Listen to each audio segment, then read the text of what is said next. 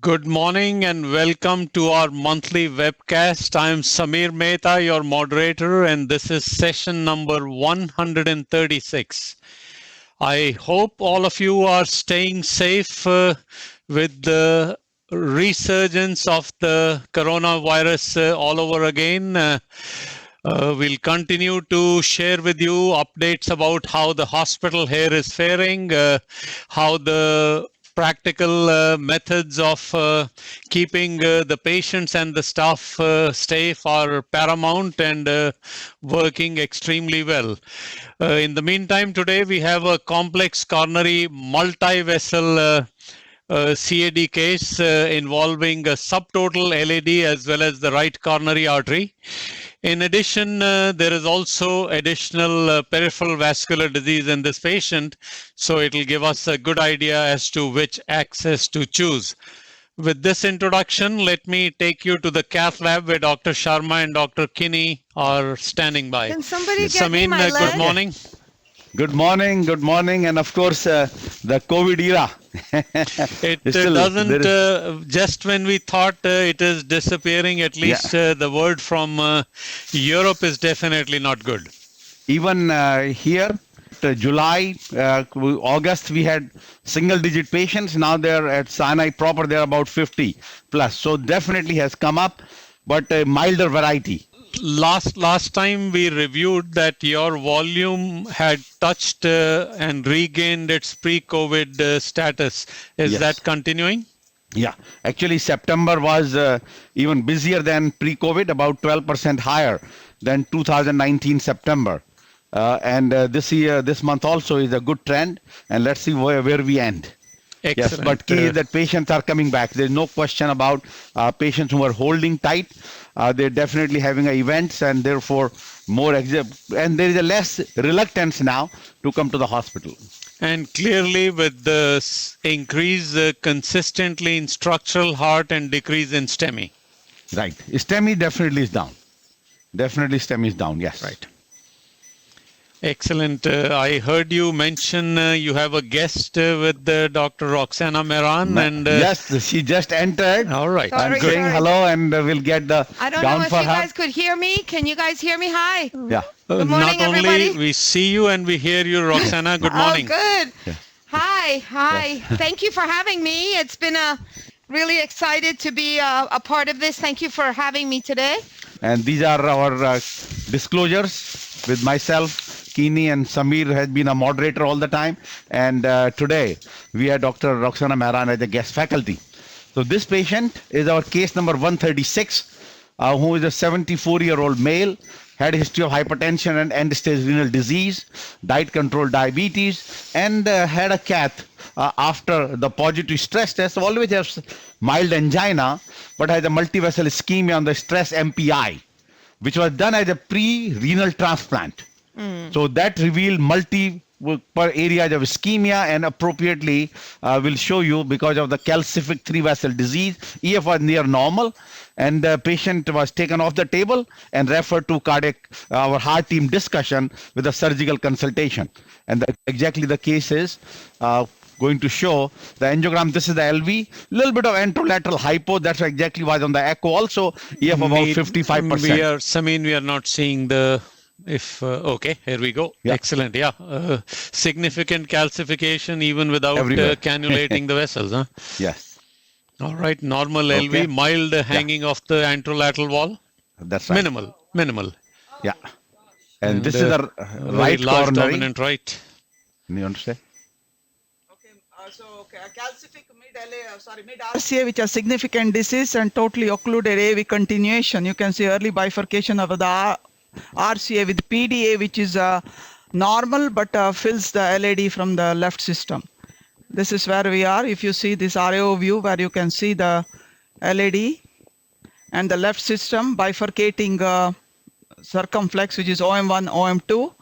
You can see the AV continuation that's filling. Cranial, where you can see the mid LAD. I would say looks subtotal. After the second diagonal, but a lot of calcium, heavy calcium in the proximal LAD, and then distal LAD almost close to the apex has another almost 1.5 reading. 90% lesion. Rota So or OA? Anu, straightforward question for you: which vessel first and why? All the vessels, I mean, we have to decide RCA or LAD, and then I think today we go with the LAD. Yeah. Anyway, patient has declined CABG, so it doesn't matter. We have to keep fixing one by one. Yeah. So it's a renal transplant patient. Difficult, We'll go for. difficult case, and obviously we'll go for. So can wait now. Yeah. So What's your plan? How do you handle these? Because this is a very, very crucial question all the time. That is why these patients, when they have 3-vessel disease, we normally would like them to go for bypass. So you're done at one sitting, and then after that, patients can go for, get listed for the transplant. Right now, what is going to happen that he will have 3-vessel intervention. Once 3-vessel intervention is done, then only he will get listed for transplant. And also it probably will be not complete revascularization, would be partial, because we are not going to open that totally occluded AV continuation. Will be only LAD circumflex RCA. Hope he'll not have restenosis, which is a negative point for him. If he develop restenosis, at least at that time, then he'll have to consider a surgery. Transplant people are very clear that before they list them, they don't want to see any, they may want to repeat a stress test to make sure there's no ischemia. Mm-hmm. So so also what happened is, compared to many other surgery, which we can list them, and of course Roxana will give the opinion, knowing deal with a lot of anesthesia team and various programs. But for the transplant, they want to wait minimum 6 months. So 6 months, you have to establish again that there is no restenosis. Then only they will put the patient on transplant list. Now, in the liver transplant is easier because restenosis is not that high. One, CAD is less. Liver patient, and secondly, whatever we do, not that calcified, so restenosis is less. In a renal, this cycle repeats very often. You're taken care of all 3 vessels. Few months later, they positive stress test or develop restenosis, then their cycle keeps going. And therefore, as pointed out by Dr. Keeney, is that in complex CAD, particularly the main purpose here is for pre-transplant, it's better to go for CABG and then get done with it, so that then the second part of the transplant start, whether 1 or 3 months after the CABG. This is a really, really crucial situation and question of when to do what with these very, very difficult patients. Renal transplant patients, the most difficult. You have a calcific 3-vessel disease, and you're trying to do your best. And I'm hoping that the idea of what kind of an antiplatelet therapy, what kind of a device, all of that is going to be very exciting to talk about this patient as well. Yep. Okay, so let's complete it, and we are ready for, plan is to do the LAD intervention. I'll complete the presentation while we are engaging the guide. Go to the slide. Very dark, no light. Yeah, so just basically patient actually was on very few medicines to begin with, and then was added after the angiogram. The patient was on lisinopril, but amlodipine and metoprolol were added. So clearly we said multivessel disease.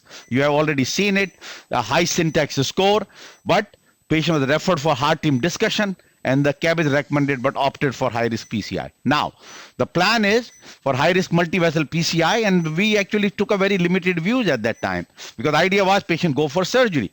But now patient come back, so I didn't even make the point clear because we didn't see much calcium, but you saw it heavy calcium. Now that likely will do atherectomy in rotational, because we have shown orbital in last few of them. Assist device Impella. Do you want to say about region for the groin? So we thought that maybe complex intervention. One, since EF is near normal. Secondly, it's not a left main, and so although despite a lot of calcium, patient apparently has a low, only palpable or Doppler pulses distally. They're both sides, right? It's a huge. But this groin can take Impella. Yeah, no, definitely. So, but based on that decision was made. You're ready, though, if you need to, of course. If need to be, yes. Okay, so now just to make our appropriateness. Well, can I just say, this is really important for all of our viewers, because many are saying now that people are using the Impella device for whatever. Here you have pretty complex disease. You're considering it, but you've made a choice based on the LV function to just go ahead and have it on standby. That is correct. And I think this is something that people need to understand, that it's not in every case, especially here at Mount Sinai. Yeah. Can you extrapolate on that, please? So very good point. One of the very high risk PCI center, almost about 40-50% cases are referred from outside. They're not from the Mount Sinai system, and we do about 320 interventions per month. And Impella assist device is used in about 14 to 15 only. Right. So we are talking about 3% use. About maximum 3 to 4% use of the device in appropriate patient. Rare case with a normal EF will do, particularly when working on the left main, and RCA is total. So appropriateness, this patient with a 3-vessel disease will fall into the category of high syntax score, because there is nothing appropriate, M expectation, but I would say these kind of cases after heart team discussion should become class 1A.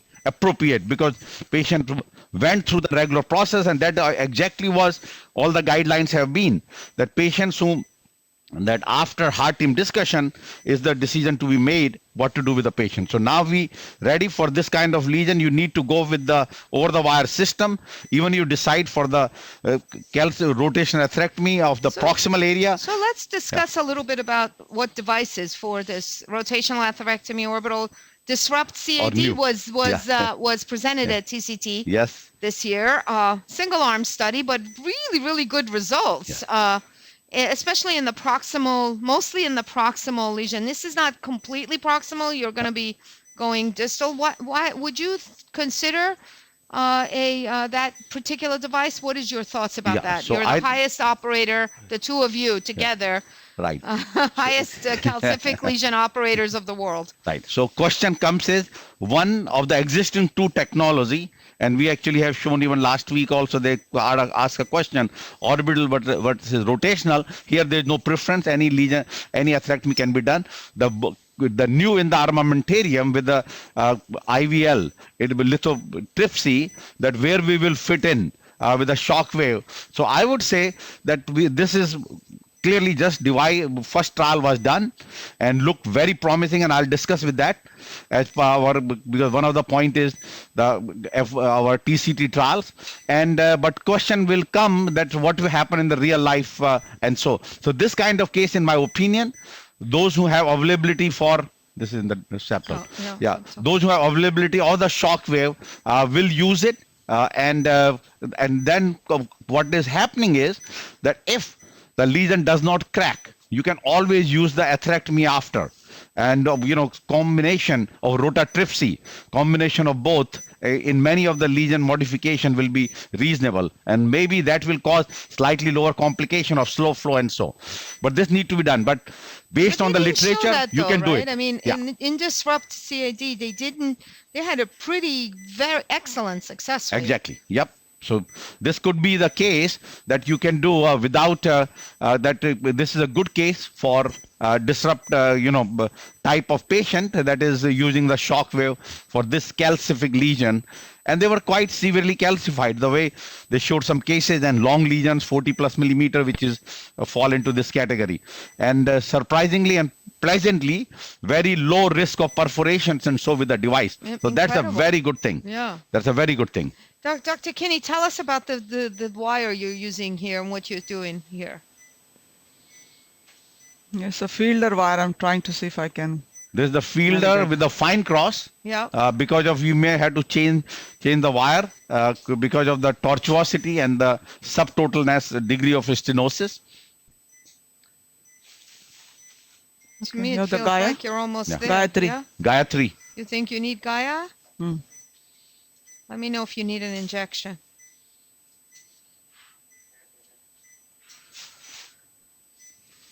You want Gaia? Okay. You want to take there's a little overlap there. No, maybe. It's an angulated, at the site it becomes angulated. Have Miracle 6 ready. Roxana, where in what regions of the world is lithotripsy being used more commonly now? I've seen it, I mean, I In think Asia, I know. In India, Asia, they are. yeah, Asia, India, and I think in some of the South American countries, South have they American started? countries, absolutely. I think Brazil, I think, Hopefully we'll see it in Europe very, very soon. If not, I mean, I think just having this kind of look at the difference with the Gaia. It's just amazing. It looks like your cross anyway, but No, it's different. Diag. Yeah. anyway, so it's just a very, very interesting data. I really was very impressed with the data, especially lack of perforation. We certainly didn't see that early on with Orbital. Isn't that right? Yeah. And it's a balloon that people are happy and easy to use, and it just will make life a lot easier, I think. I think it's a little inside. The same, the Gaia does not give the curve to get in. Get me the Miracle 6.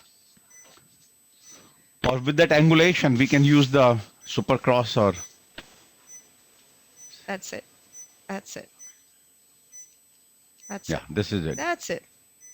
Yeah. She's got it. So Gaia actually is a very good, they're apparently coming with some new It designs. was just a special angulation. You having it, see how yeah. it's up Yeah. and down, and she Right. just pulled it back, and just shows you just really its technique. Unbelievable. Beautiful work.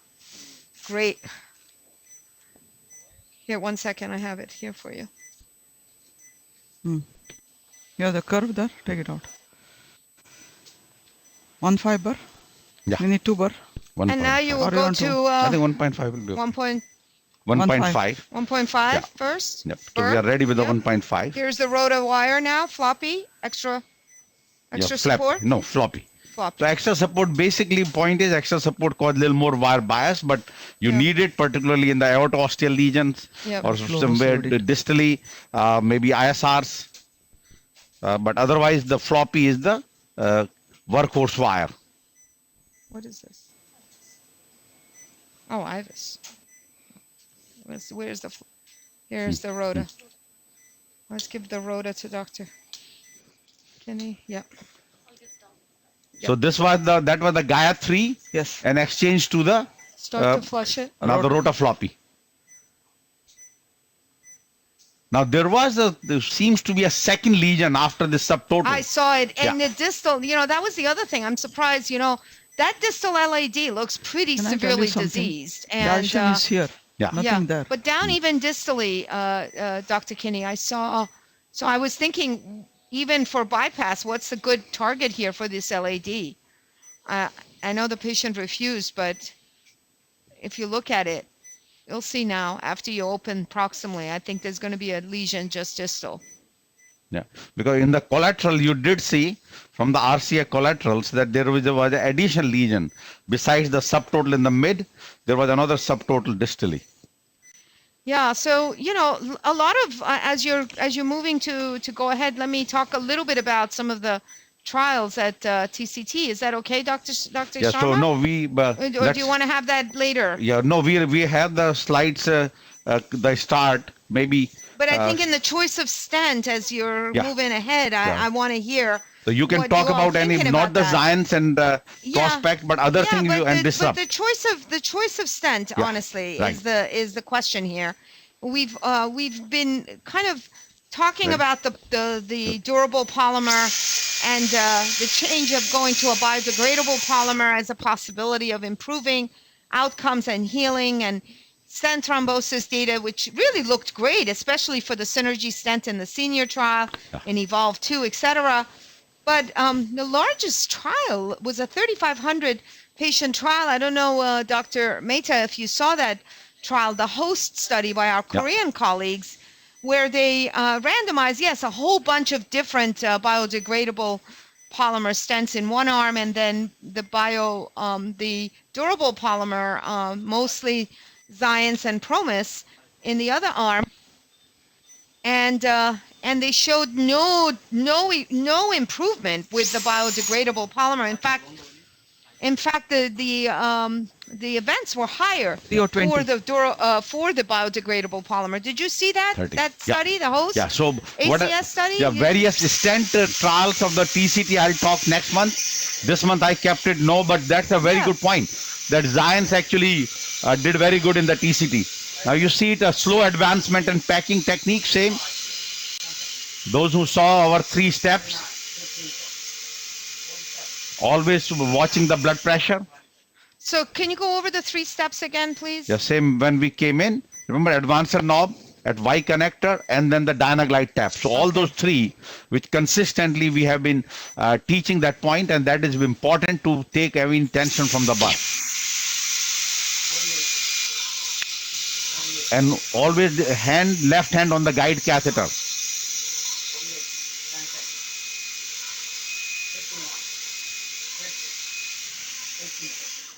Now, reason for putting a pacemaker was in case we do the RCA. Yeah. So usually we will not put a pacemaker for the LAD, but here, if this goes well, plan was to do RCA also for this case, and that's why the pacemaker was inserted.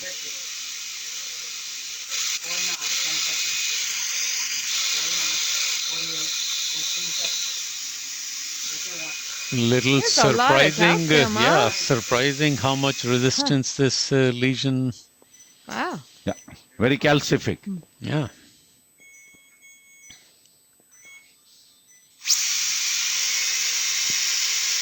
So we are increasing the speed to 160 from 150.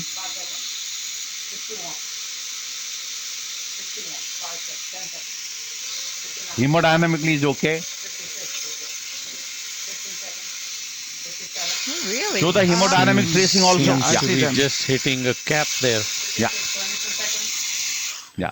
Let's just stop at 20 seconds. Show the hemodynamics on one side also a little bit. Can you?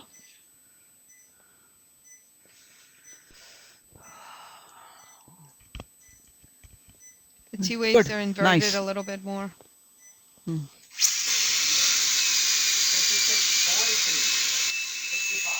Yeah. That's where it takes a real dip. This is the there. one, yeah. And when Now the long advance the segment, wire a little bit. yeah, change the wire position so that does not hit the wire. Many times the wire can get cut. That multiple times when you keep burring in that angle. So burr that angle shear the wire. Shear the wire. So in a long ablation runs, we do change the position of the wire. Actually, that also can affect a little more differential cutting in selectively changing the burr into different part of the orbit, kind of modified orbital rotational atherectomy. Well, certainly made a difference in this case. Yeah. Really important. I noticed you guys did not really inject much dye at all in this case because it's a renal transplantation. No. And you don't need it, or is that just the way it is? Yeah, just don't need it. One more run of, wait, let me do it. So once you are done, you do a polishing run. But key is in the past, we used to go routinely to a lot of dye to see distal flush. Now that micro vascular issue happens very little. Sameer, So we just do. You thought, do you think increasing the speed made the difference? Yeah, no, what we say that once you are not past the lesion in 3 or 4 times, they were 20 seconds each. So instead of 150, go to 160, 170. Yeah. This RotaPro is very interesting and easy to use now, huh? RotaPro 2, because all the knob, which we said, all these things have come. All those things, even on the knob now, your Dynaglide, and I saw you just press the button for the And more Dynaglide. importantly, in the past, we were having a lot of jumping because there was no resistance. That they have changed the mechanics of the device also. You are ready to take a picture now?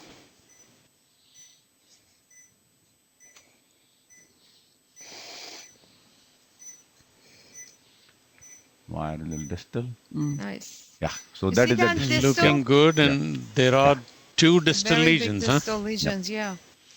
So Roxana, Give me the run through. is TCT and Miami permanently jinxed? I don't know. You have this either was- hurricanes or yeah, COVID? Yeah, it was very sad to miss seeing our colleagues in Miami and to be with you. Absolutely. To have you as our host in Miami, of course. But what can you do? We will try again because we really like the Miami venue, especially because of closeness to our South American colleagues and ability to be able to to all work together really nicely. It's a very, very nicely covered destination also with the yes, of course. tremendous network and ease from Central and South America, the Caribbean, even Europe. So you see Dr. Kinney is just bringing her workhorse wire next to that rotor wire, keeping the rotor wire in.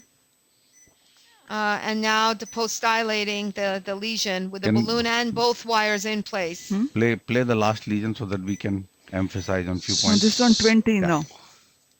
Should have been a longer lesion. So Dr. Kinney, what's your plan here? We have to take care of the distal LED. Yeah. I think the apical LED, we leave it alone. Yeah. Okay. And then one long stent, pay no attention to all the diags. Hopefully a long stent will take care. You know what I'm seeing here is, what about just past that, like, there's a piece that looks almost normal, and then so you will take care of that. Yeah, one short stent there, and then a long one there. And all the diags have to be left alone. And the diags left alone. Okay. Anu, a question for either you or for Dr. Sharma. What made you abandon the tuber strategy? Oh, I mean, it's key is that remember the whole concept is now is not the plaque or debulking. It's just a plaque modification. So you need to remove that calcium of the calcific plaque.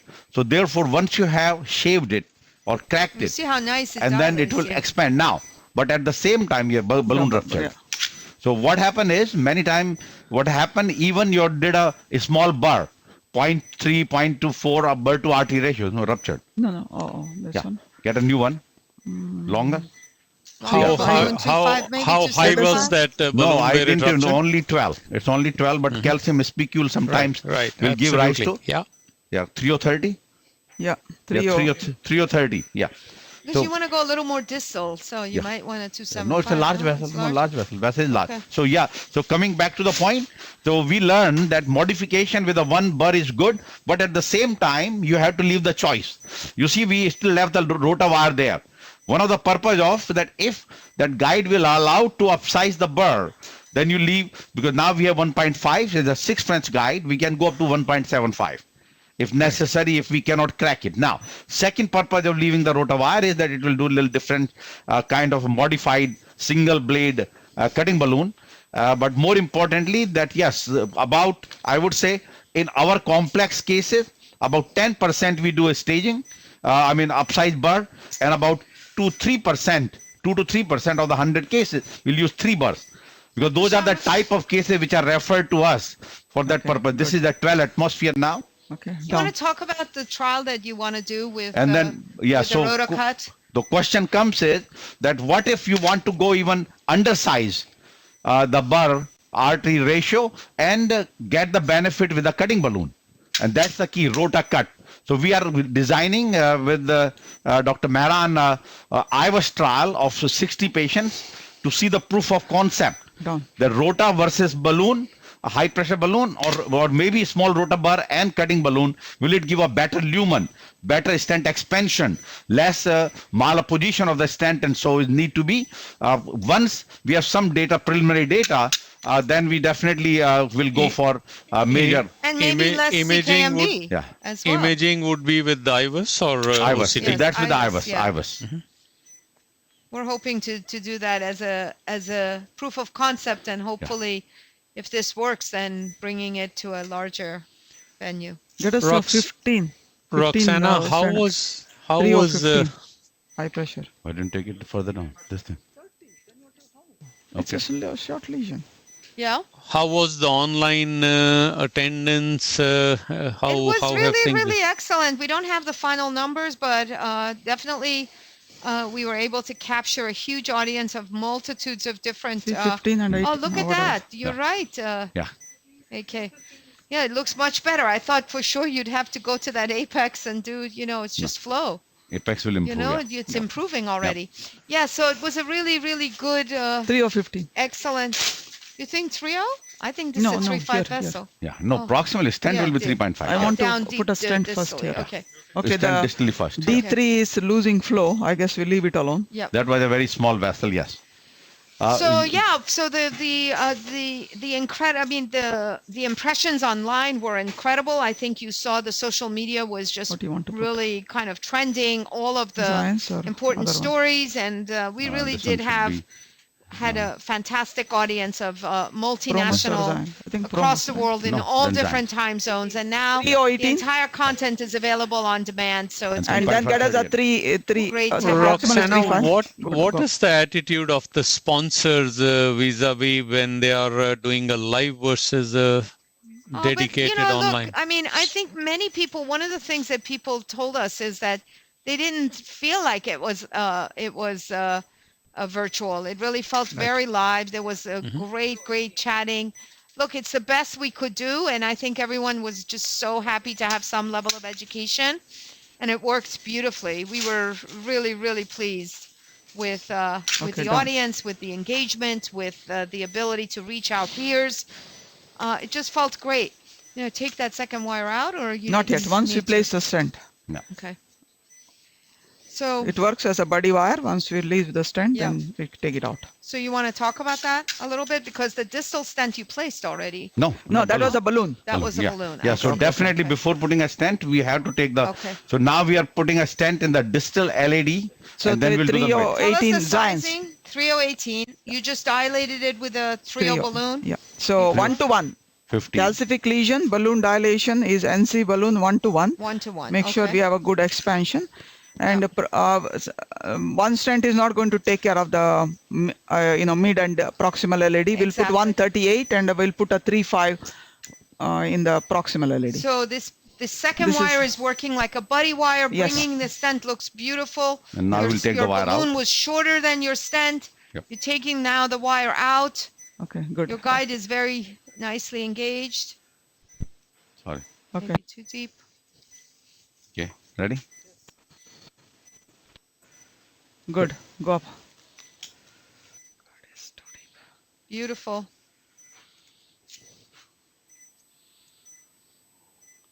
Yeah, you're right. It's a big vessel. Even the how wide? 16.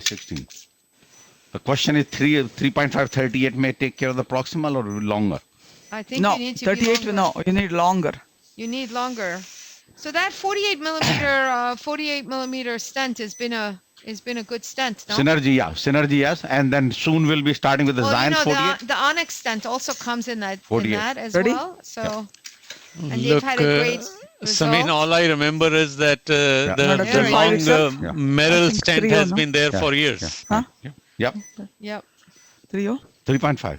3.538, no? This part is not 3.5. No, so don't go to high pressure. Okay, 3.538. Or we are 3.25. Or 3.25, we are both. No, 3.5 is good, no? Yeah. No, we'll need a... Okay, I think 138 might be okay. Okay. So this the proximal comes almost close to the left main, no? Yeah. Yep. Give us 30. You're going to do a couple of... and then we do the IVUS. Model picture. And then we have IVUS finally. Okay, good. Yeah. Anu planning to leave the apical LAD alone?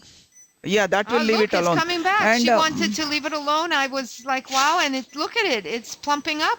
She's right. I mean, this patient is pre-op. So always in pre-op cases also we would like to do IVUS and make sure it's well It's really so if you have to ever stop the DAP. One thing I learned at TCT this year is the use of imaging and physiology, a lot of it. And I think that was really good. And I think here is a beautiful case of a truly complex morphology and a complex patient who's going to have transplantation. You want to get your best possible result. And here is what's happening. Okay, the one is longer stent and the buddy wire is gone. Yeah, exactly. Okay, get our CO balloon again. We go to a little high pressure. 3.5, no? You want 3.5? Yeah. Give us a 3.530 high pressure balloon. Yeah, that's fine. Let's get it. It's just that bend, you know? Yeah. There's a calcific shelf there that the stent edge is getting caught on. And this is where the balloon had burst actually in the same region. Where the balloon busted. Yep. Yeah. So now with a larger, I'd like you to use cutting balloon here. No? I mean, based on our concept, actually, it's a good may idea. May not be a bad idea. Yeah. It's your concept. Yeah. I would have gone shorter balloon. Shorter. Yeah. Cutting higher balloon. pressure. Cutting balloon or high pressure shorter balloon. Yeah, exactly. Let's see. But actually, one of the fellow has been assigned the task that's the same. Atherectomy plus cutting balloon versus atherectomy plus high pressure balloon. Yep. Is there any difference? So we are working on that. On our the database. data that you currently have. Yeah. Yeah. You know what you guys have done? You have developed the best database in the entire country. Well, this is all highest level of you did all of it yourself for 20 years of collection of data, you and Dr. Kinney. And we're just automating some of it, but honestly, you guys have done the best. Did this rupture too? No. You dial it here.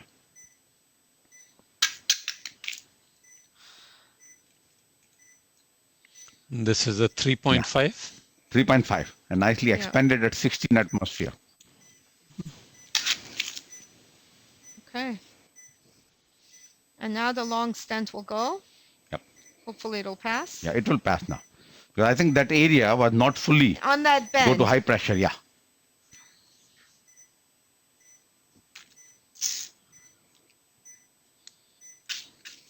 Very nice.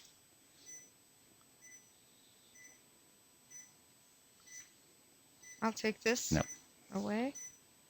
That's the balloon. Keep that. You never know if you need it again.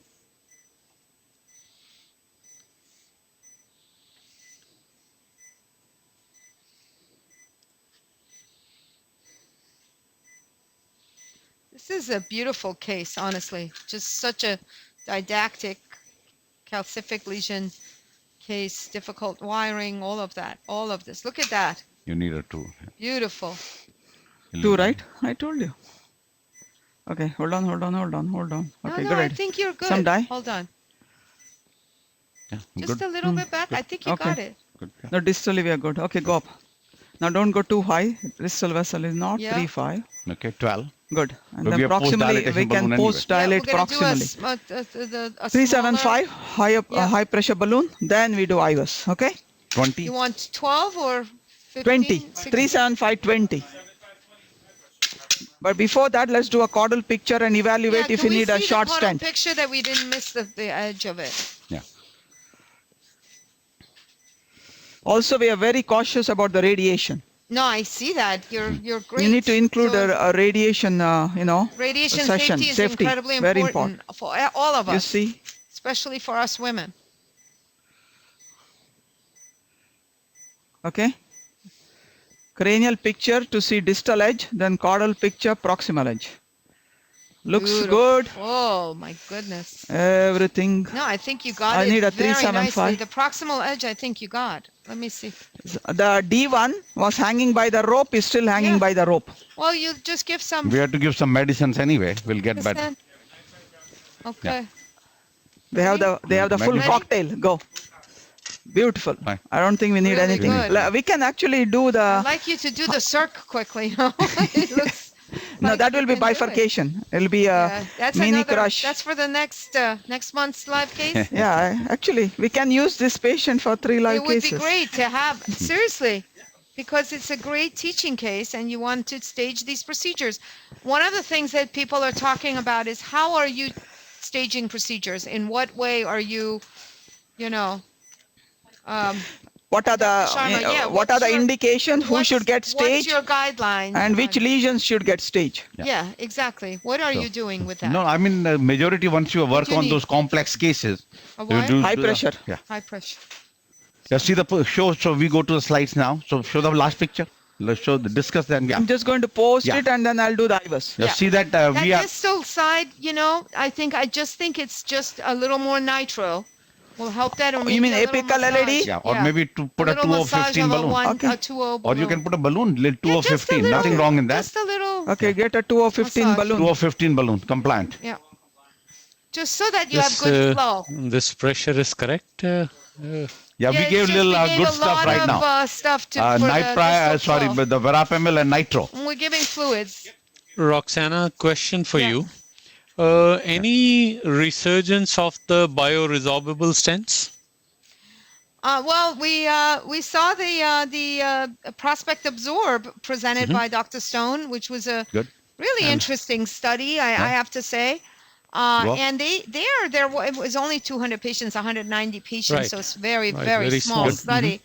And it just looked okay, but I mean, obviously, the current version of the bioresorbable scaffold is in no way or shape ready for real time after what we've seen and what we know. You have the 2 of 15 balloon? So with the biggest struggle being with the strut thickness. Enough, right? Yeah, strut thickness, and I think also just all of the challenges results that haven't been stellar. I mean, this particular trial, small. And I don't think that people should take home the Prospect Absorb as the bioresorbable is back, but rather, maybe we should do something about these high, if the vessel wall, it's like not talking about looking at the wall of the vessel and the content in conjunction with other parameters of imaging, there could be some interesting things to do for prospective large randomized studies. And I think that's what was the question. But after ischemia, one is never knows that maybe what we could do with those patients is do really aggressive lipid reduction, like with PCSK9 inhibitors. We're working on a Aegis 2 trial here and enrolling patients here at Mount Sinai with the synthetic ApoA1 injections with CSL bearing. So there's a lot to do yet for these patients. Looks excellent flow there. What you're seeing there is a little bit of a branch. I think it looks like the prox. That's just a branch. I think it looks good. IVUS is going to be good. Too far. Oh yeah. Okay, go up here. And this is the 2 of 15. You're just doing a 12. Actually 12. You're just doing a little. It's called the final makeup. Distal flow, Yeah. So you go high crack, low pressure, 3 atmosphere for 90 seconds. Just so leave it key there that you leave it kind of stent-like results region is that you go high pressure in the case that you have to expand, crack the lesion. So what we do is with the balloon, you create those flaps. Now you continue high pressure or you rapidly deflate, they will give a trouble. So then you go to half of that. You crack that 10 or 12, go down to 6, leave it for 60, 90 seconds. So basically the concept is now you're going to tacking up those flaps and trying to get a balloon-like, the stent-like results after balloon angioplasty. If you had a drug-coated balloon, is that a good place? Yeah, I think small vessels, I mean, small vessel data seems good for the drug-coated balloon. Down. Yeah. Roxana, what was the overriding message in the COVID era with the STEMI cases internationally? Yeah, I mean, I think what they showed and Tim Henry presented the NACME trial and very, just kinds of things that we're seeing, that patients with COVID who present with a STEMI and also COVID positive, they're really have a pretty high morbidity, mortality. And, obviously because of multitudes of reasons why they're having all of these issues. So even the patients under investigation ended up being not COVID positive, a little bit of a more prolonged door to balloon time and all of those things based on the fact that there was COVID positivity. But I think at the end of the day, these patients don't do well. More thrombus. Cardiovascular events in these patients is a very bad risk predictor. And I think STEMI is obviously one of them, as we have seen. And you know that at Mount Sinai, we're doing very large studies now. Dr. Fuster is leading a anticoagulation study that's going to be a global one. And we're looking to follow most of the patients who present with COVID and have cardiovascular morbidity. We're following them down the line and that's what Dr. Kinney is doing in a database, prospective database. So in that distal edge, I think you can squeeze it a little more. Quite even proximally. Yeah, I think you can. Despite 375? Yeah. No, it's well opposed. No, opposed, yes. It's well opposed, but I think you can expand it a little bit more. Let's see what the proximal looks like. This is very good.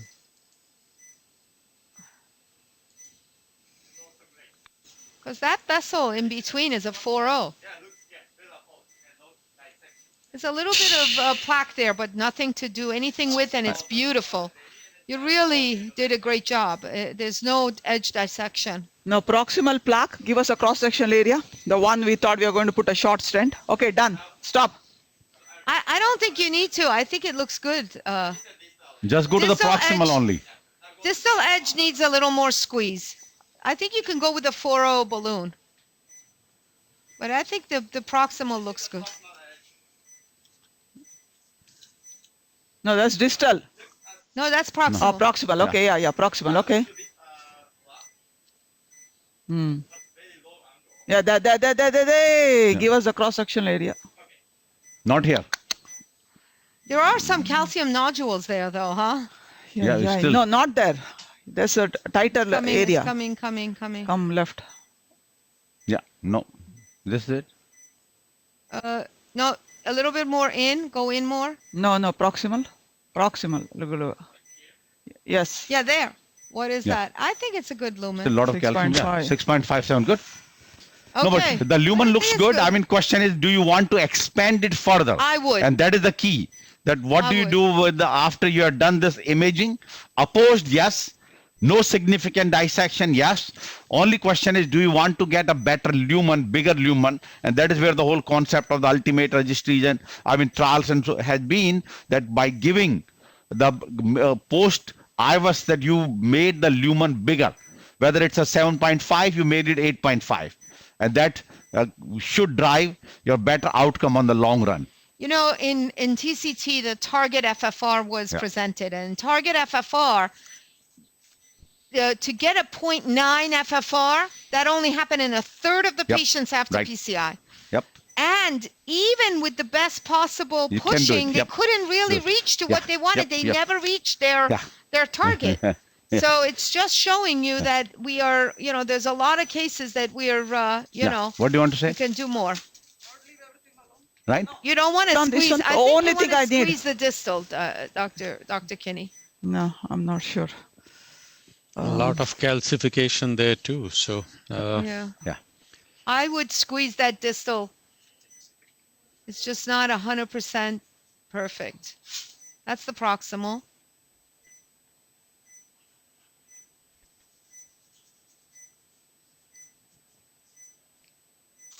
I think you can expand it more distally. This is where we went, right? This one? Good. A little bit inside. Yeah, this is all the tightest area is. Okay, proximal is good. I don't know. I mean, it looks okay. I don't know. She's saying, Roxana is saying. I just did that distal. Go to that distal. Yeah, if you put a 4-0. 4-0 where? No, proximally, what do you want to do otherwise? Look right there. Alone. Come closer. This is a 4-0 vessel. This is distal, right? No, proximal. Oh, distal. Yeah, look at how huge it is. Yeah. 4-5. So go in now. Go into the stent. Yeah, right there. You see how it's a little bit not fully expanded up against the wall. Although we did not dilate 3.75 there. Maybe you want to use the same 3.75 I would there. do a 4-0. No, it's fully opposed. Yeah. I mean, stent is fully opposed except that it's eccentric. No, there. At 9 o'clock, you need to oppose it more. Yeah. Because this area we did not dilate with the 3.75. We just dilated proximal segment. Yeah. So we had to do it in the caudal. Okay. With that note, let's go to the slides now. Great, but it tells you how much imaging helps you. Beautiful job. Yeah. Dr. Kinney. No, but remember your FFR study, despite all that one thing that did not present is that what's the time difference between doing usual PCI versus multiple FFR, what the time they took. Longer procedure. And then outcome was the same. Outcome was the same, and they couldn't meet their endpoint. So I think still our eyes is the best. Okay. So let's go quickly. We have had a beautiful demonstration of the case. We'll sum it up. One second. Area. We have, every case at the end we have to say the total dye you use was 120, and if you see the DAP, 0.9. Okay. Wow. Radiation. Radiation, yes. Wow. Fantastic. So complex PCI with very low radiation. Thank you for taking care of it. But the area which was distally not fully expanded, we just opposed, but we are going to get 3.75 because we didn't use that earlier. So as our usual 2 points, one are the key TCT interventional trials, Prospect 2 and Prospect Absorb, Zines 9028 DAP, Disrupt CAD, Target FFR, and Define Flow. These are the two physiological. And then we always have now for last 4 months, focus review of the month. That is the outcome after pre-treatment with P2Y12 inhibitor, pre-PCI. So let's go through the trials first. And one of the big long-awaited trial was Prospect 2 with the Prospect Absorb embedded. This is the Scandinavian trial with the 3 centers. And basically the concept derived from the original Prospect trial where the non-culprit lesion after acute coronary syndrome intervention were followed for 2 years. And we all know that whether it's a thin cap, plaque burden, or lumen narrowing, all correlated with the subsequent outcome. So they took basically the plaque burden more than 70%, having an event of 9.5% at follow-up, and also added what if you have another plaque characteristics. We did have a thin cap fibroatheroma based on the radio frequency IVUS on the original trial of the Prospect, but what if you can really look at the plaque content of the in terms of lipid, and that was done by or infrared spectroscopy, seeing the lipid content of the plaque, and both those, the plaque burden as well as the lipid content, have been associated with subsequent event. So they put it together. Basically, that patients had a PCI of the flow limiting lesion, and other lesions had FFR. They had to have negative FFR, then those called as a non-culprit, non-flow limiting lesions, and then followed for subsequent adverse outcome related to the treated culprit lesion and the non-culprit lesion at follow-up. Similar concept of the Prospect 1 with a 2 to 3 year follow-up, and of course So what they showed basically is that many times the lesion is not obstructive. These are all non-obstructive lesions, but they may have high lipid content. The theory behind is the vulnerable plaque or high risk plaque that maybe you can identify based on the plaque obstruction or the lipid core burden index, which is the basically that how much we call maximum LCBI in the 4 millimeter segment is kind of denominator which has been shown by Dr. Keeney also in the Yellow 2 trial. So this has been a concept. So this actually great study of about 900 patients which have a more than 65% plaque burden,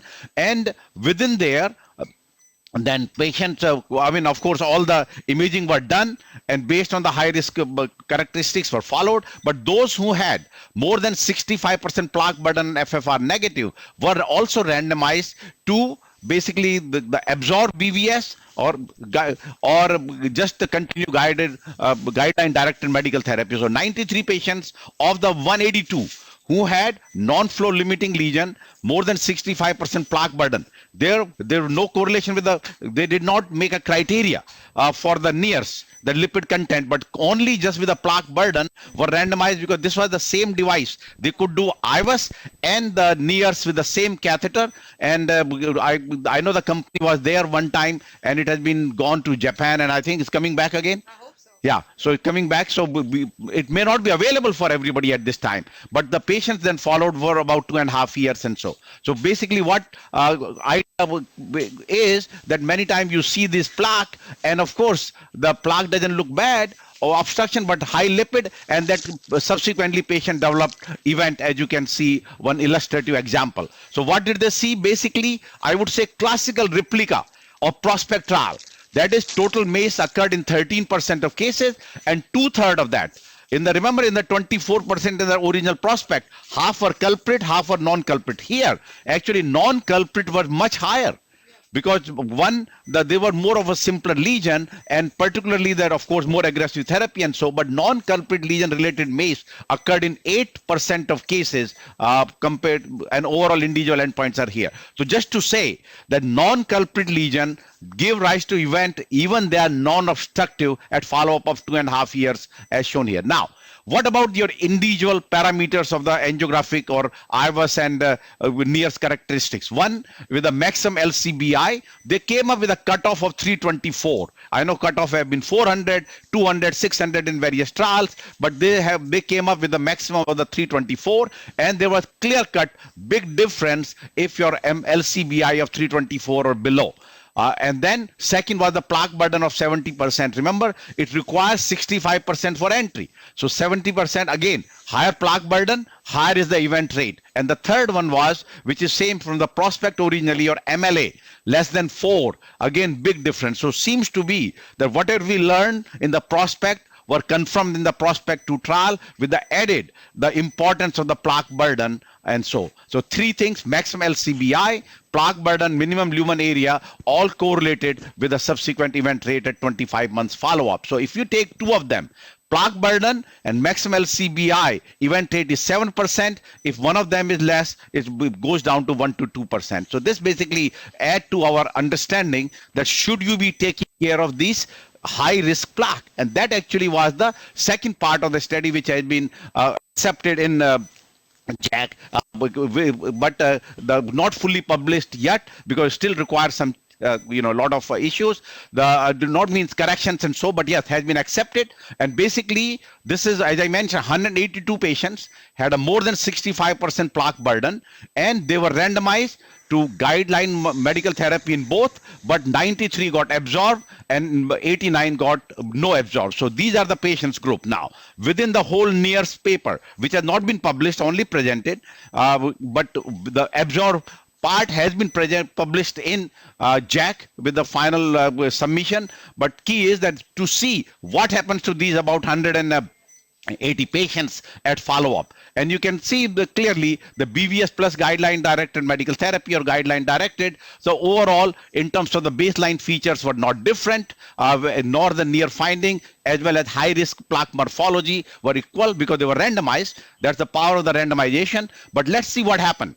That baseline where you get both groups identical in terms of your IVUS MLA, but at follow-up, of course, you put an absorbed stent, it's a better lumen compared to if you did not do it. So lumen got better. This is the follow-up MLA of these, which is the primary endpoint. And if you put it together, the 10.7% event rate in the guideline directed medical therapy alone versus 4.3 with the BVS. Now you say, well, p-value is 0.12, but trend is there. But just to, this was a proof of concept, and I'll ask Roxana to comment on it. So what you do, this is like 3 to 4 year follow-up, and you saw these patients. The event rate is very low. It's like 5%. But even then, by whatever the 5 or 10%, but by putting the scaffold and capping this fiber, the high risk plaque, you are able to attenuate the impact of that plaque by decreasing the event by 50%. Don't go with the numbers,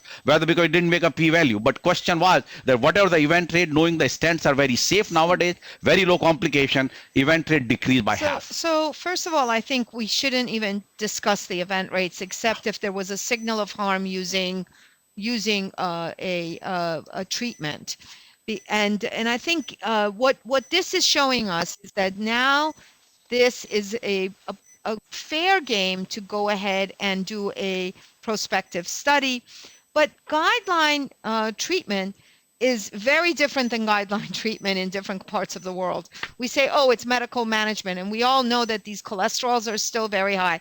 The CRPs are still very high. We've shown the relationship to CRP, hemoglobin A1C levels, and those biomarkers that really talk about the patient's inflammatory processes that a stent doesn't take care of, Dr. Sharma. So for me, I'd like to see a PCSK9 inhibitor study in a case like this rather than a stent. And if we want to do a stent after ischemia, we've already seen there's no real benefit in just taking care of things without any symptoms or anything like that.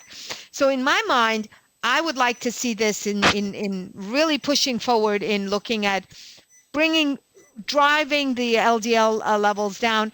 And you, Dr. Kinney, you showed in the yellow study very similar important evaluation of what was that the high dose cholesterol when you want to discuss that? I mean, you really were the one who actually looked at that in medical management of some of these patients with very high dose cholesterol and the efflux changes that you saw. And some of the FFR became positive in the yellow too, when they Negative. were positive. Yeah, means became negative. Positive became negative exactly. by And so high dose you've done statins. a lot of that. So I think we should be thinking in both those terms. Yeah, but key is that more and more focus is ongoing. But my biggest issue here is that you define all these characteristics with the invasive. That's not going to take in the public. Right. For the society, you have to come up with some non-invasive criteria and the plaque morphology. Then only you can apply to wide number of patients. You cannot bring to the cath lab and do this multivessel the imaging, which of course that showed that was not associated with any complication. This actually is a very illustrative case. I really want to take few seconds on this. This was the patient. As you can see, there is a lesion in A in the circumflex and D in the RCA. Both of them had a MC, the lipid core burden of 944 and baseline and plaque burden of more than 65, lumen area of less than 4. So both of them, B and G, are the baseline. G is the baseline for D and B is the baseline for A. Now this patient, after 8-9 months, started having chest pain. So what happened? Patient presented and the circumflex occluded completely. You see the number C, circumflex occluded. They decided not to intervene. That time they did take a picture of the right coronary. BVS still was implanted in this particular case. In A, medical therapy, guideline medical, and they stent in the D. So now this patient at 8 months, BVS is still fine, but the circumflex actually has closed. Now follow up on this particular case at 25 months, you can see the BVS still remain fine with a better lumen. So this is just to one case example, just to say that treatment of the high plaque burden will continue a little more, and so at least proof of concept. But to my biggest thing here is, it has to be some kind of a non-invasive assessment which can identify the vulnerable plaque or high-risk plaque, because doing the invasive is impossible and come up with any strategy. So then goes to another major trial which was presented with a giant short DAPT with Dr. Roxana Maran with a 3 month and 1 month DAPT in high bleeding risk patient. And of course, everybody knows about the Zions stent. And I'll ask, knowing the master is all here, that question always had been how to decrease the DAPT duration, and particularly patients who are bleeding. And we know in the real life, bleeding is one point. Second is who needs a non-cardiac surgery. So how can you decrease it? And this is what led to the DAPT program, which Mehran being the PI for both the 28 days and the 90 days, global as well as the USA trial. And the whole question was that high bleeding risk criteria patient, but angiographically successful procedure. So those patients, can you safely stop your DAPT after 1 month or 3 months? That was the basic. So Roxana, you want to what they found? I think what we did is clear here. You could see we did the Zions 90 with a evaluation between 3 to 12 months in the Zions 28, and this, my co-principal investigator Marco Valgemigli, was very, very instrumental in mobilizing Zions 28 around the globe. This is between 1 to 6 months, and all we wanted to know is death and MI. Can we be non-inferior to Zions v USA, which was all comers? We used the propensity stratification using quintiles, and really when you do that, you don't get rid of any patients in your experimental arm. You keep everyone there and you use quintiles. You just file them according to their baseline characteristics into their quintiles. This way you don't lose a single patient in Zions 90 and Zions 28, and you compare it. And if you want to go to the next slide, you could see these are the primary and analytical part. And really, these were high bleeding risk patients. The number of criteria was 1.5, 1.6. I mean, these are really high bleeding risk. And I'll tell you why they were high bleeding risk. Because when we looked at their full bleeding from the time of PCI to 12 months or to 6 months, they had more than 4%, 6.8% for Zions 90, 4.3% for Zions 28, BARC 3 to 5. From time of PCI all the way onto the end. So keep going. So these are very high bleeding risk, and they were very compliant. And here's the most important slide, showing basically no difference in the death and MI hard endpoint. We didn't just look at death and MI with large numbers of patients, 1,600 patients. You see the P non-inferiority met. And then for 28? And 28, exactly similar. In fact, a little bit lower, 3.5 versus 4.3 at 6 months, with a P non-inferiority well below the margin. And then, of course, the bleeding, 2 to 5 did not meet the superiority criteria, but it's very important. In Science v. USA, they did not mandate collection of BARC 2, so it was underreported, so it didn't meet it. But BARC 3 to 5, if you go to the next slide, which is the most important, was much, much lower. And very important, I think this is the most important. Take a look at the stent thrombosis numbers, 4. 4 after with single antiplatelet regimen and reducing bleeding. So I think this was unbelievable. So really low. As you know, the Science v. USA was the all-comer registry. So only question will be, people may say that Science v. USA was more complex, multivessel, vein graft, No, but MI. we corrected. Remember, when you do a propensity adjustment, you basically are, in fact, these patients were sicker. They had many more of their bleeding risk criteria. I mean, it's a really very, very well matched. But just to say, very reassuring that cut down the adapt for 1 month or 3 months is perfectly fine. So then comes the one which we briefly spoke about, that is the Disrupt CAD3 study. And that basically is the new device. And that is, we actually have shown one time, the acoustic pressure waves, 1 pulse per second travels through the tissue, an effective pressure of -50 atmosphere, and fractures both superficial and deep calcium. So idea there is that you bring it, leave it for a few minutes, and gradually it will crack the calcium, and then you can see on the OCT pictures that you really has created the cut in this calcific atheroma. And with a good post-stent expansion. So this was the first of the trial of the large number of patients. There's a single registry, 381, along with a roll-in with a primary usual safety endpoint and effectiveness endpoint with the calcific lesions with a lesion length more than 40 up to less than 40 millimeter, severe calcified. And you can see here lesion length was 47.9 with a core lab, although in the trial inclusion was 40 millimeter, and severe calcium in all of them.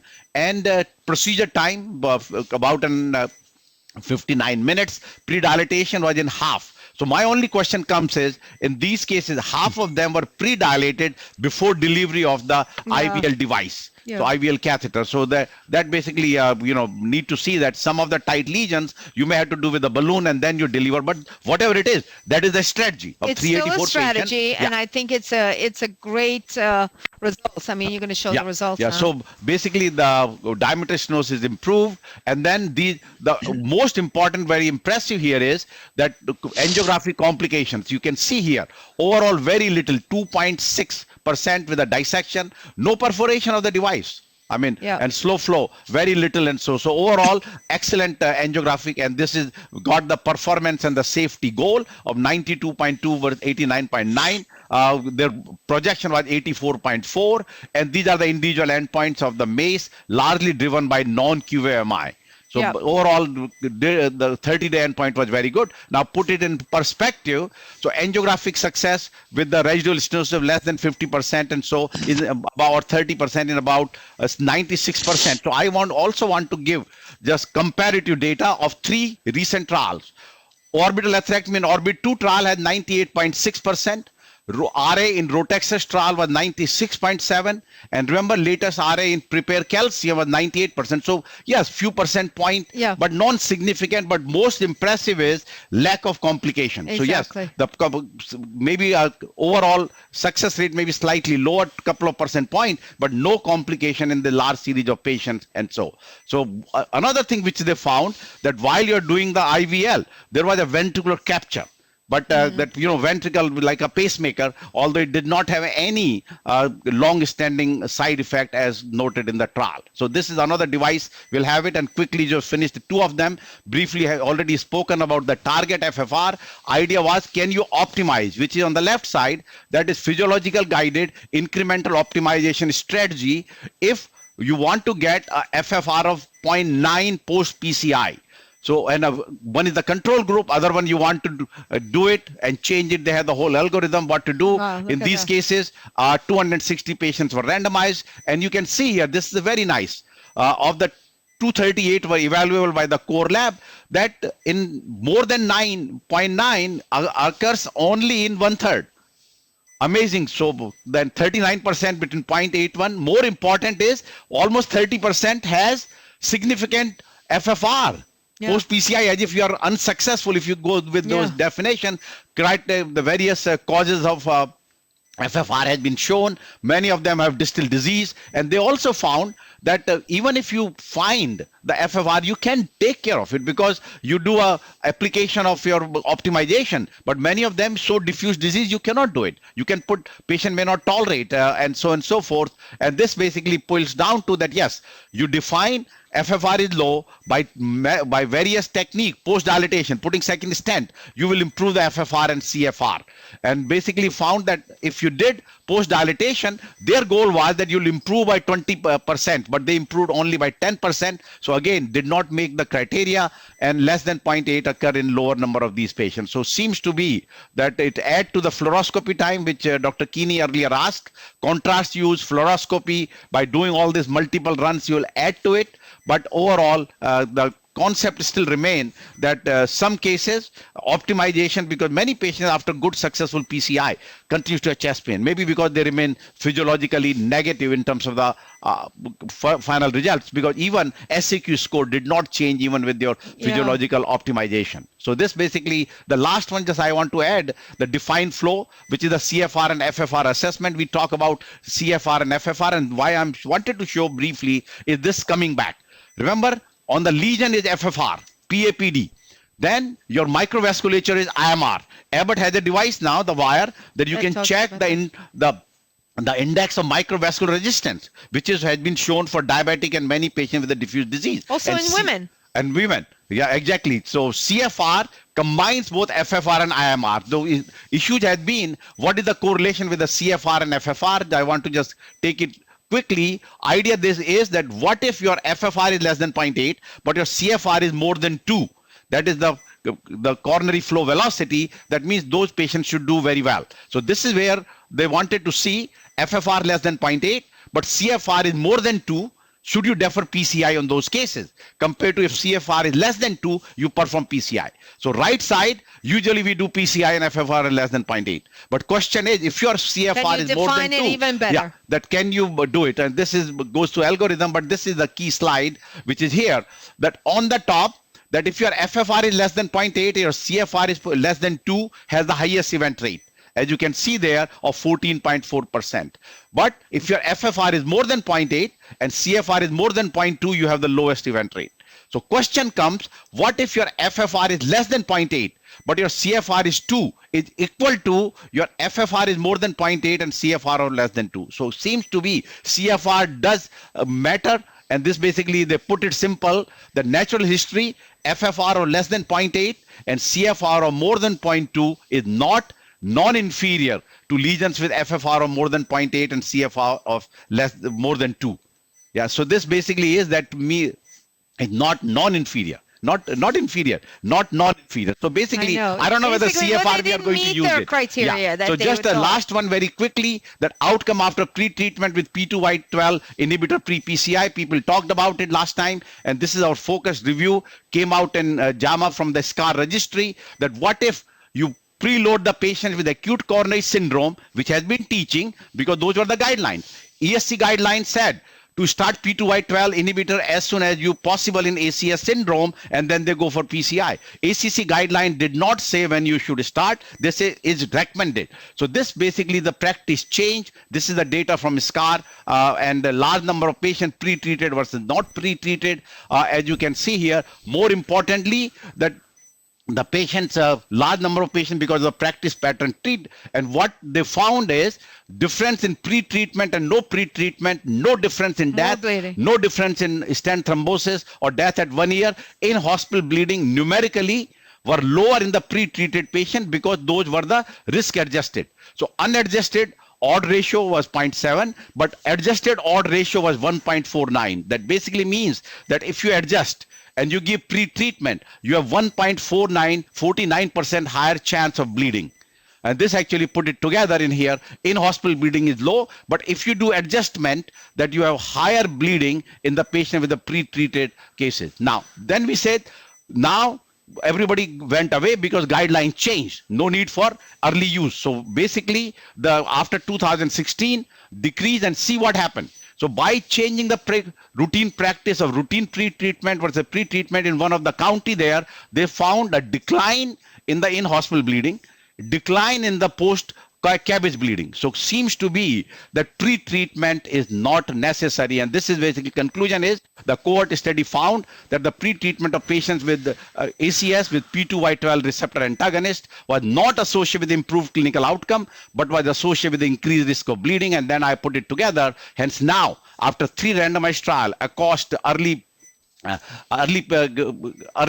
ACS and then realty and the current report, we can safely recommend to abolish the practice of routine pre-treatment with P2Y12 and pre-PCI and just do it on the cath table. So just to sum it up, we already have spoken about the prospect, really evolving concept along with the science adapt. And lastly, that pre-treatment should be avoided in all cases now before PCI. Quickly, 3 questions. Following statements are true regarding the non-culprit lesion findings in the prospect trial, except LCBI is predictive of follow-up event, plaque burden is predictive of follow-up event, lesion MLA is predictive of follow-up event, lesion with FFR of less than 0.8 is predictive of follow-up event, and majority of events occurred from NCLS, non-culprit lesion. Answer there is the D is the wrong answer because patient needed to have more than 0.8 FFR to be into the trial.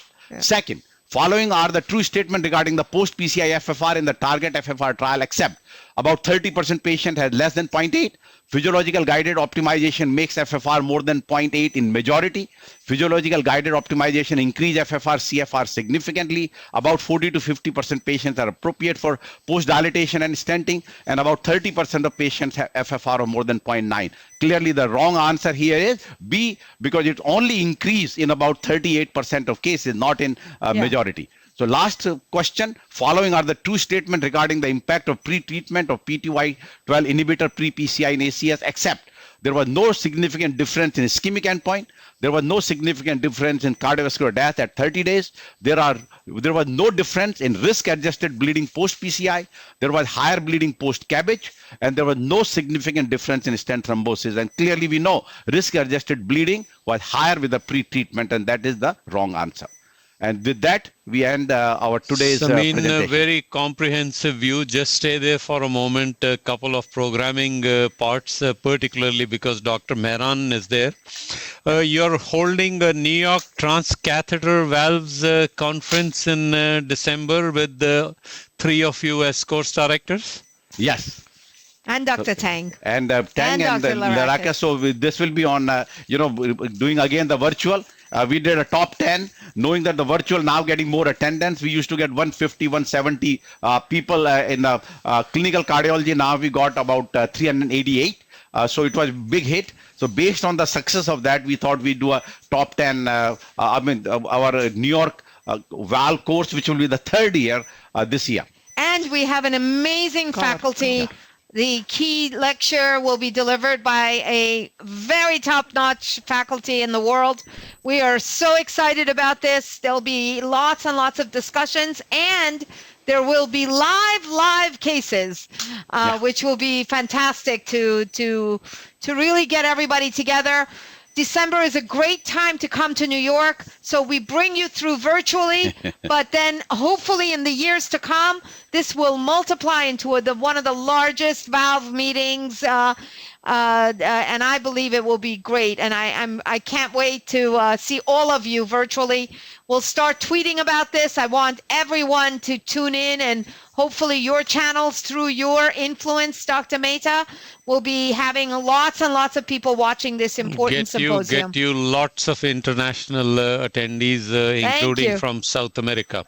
And good luck for it. Anu, before concluding, did you post-dilate the area which Dr. Mehran was talking about? Yeah, we finished post-dilated. Vessel is closed. Probably patient already resting in the room. Yeah, wonderful. Exactly. Doing well. Excellent. You're a master. Any final words, Anu or Dr. Sharma? We are the team. We are the team. So I talked quite a bit now. Anu's time. Anu, any final words from you?